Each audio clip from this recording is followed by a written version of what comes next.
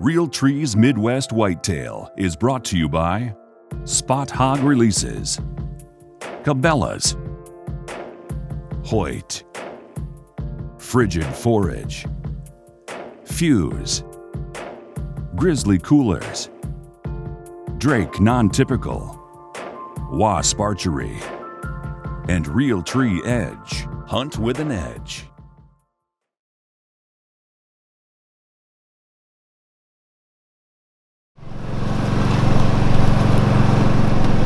Hey guys, we're out at my farm today. One thing we're looking at is another situation where I took some really nice laying stuff and I actually put chicken manure and some lime on this, and this is first year beans put into sod right here, and they're doing really well. There's a little bit of insect damage on them, but for first year beans, chicken manure is amazing if you were to ever be able to utilize that. So these are doing really well. We've got a really small amount of timber to deal with out here. So you can kind of see it in the background. There's a lot of big timber that comes into funnels, and then the timber will skirt through my farm here. There's not a ton of timber. I'd say there's maybe 40 or 50 acres of timber total scattered around the farm. So it makes it good and bad. It makes it a little tougher for holding deer. Makes it fairly easy to hunt some fairly obvious spots, but you still got to be careful at that. So we're going to check those out. And some things I want to talk about later is there's two different deer that we're going to target out here and then another farm. One of them, and this is kind of how I do my season every year, what I go after and how I hunt. I try and find a deer. Definitely I'd like to shoot an old, mature, good genetic deer, but the other one that I will target almost every year is I'll find a deer that's maybe 4, 5, or 6 that maybe doesn't have the genetic potential to be a big rack deer, but he's old.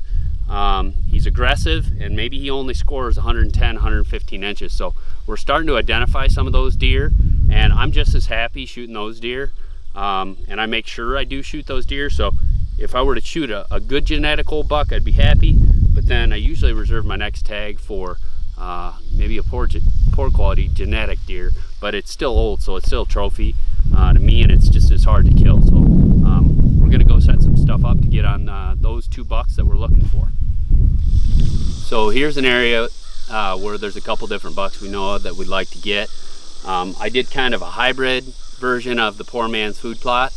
I actually ran the bean drill in here before, and it's part of my ag field, but I tucked this little area away, and there is very little options for tree stands up here where the intrusion is minimal. So I put one up there. I actually hung a few cedars up there, fastened them down, and we just did not have a lot of options. And what I did here is I just sprayed this down, and I took some treated urea, and I also put some chicken manure on here earlier, but I added a little treated urea just with my hand seeder to give some more nitrogen down here. But I burned this down, and it did a really, really effective job. So I've got I own some of the timber there, and I'm actually purposely kind of staying away from it in this example, just so I can be as least intrusion as possible, and I'll blow my wind over some previous cattle area and some fenced area over there. So kind of a small plot. I generally spend most of my time hunting in the timber during the rut with a bow,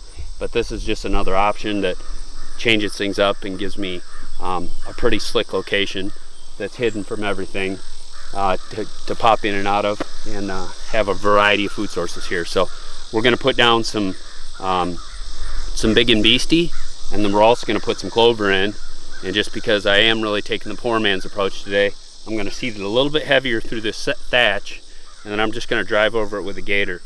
And if I need to freshen it up later and add a little more seed, I will, but I think it'll actually do pretty well at a little bit higher rate, and we're going to do that. So we've got about 3 different food sources right here in one plot.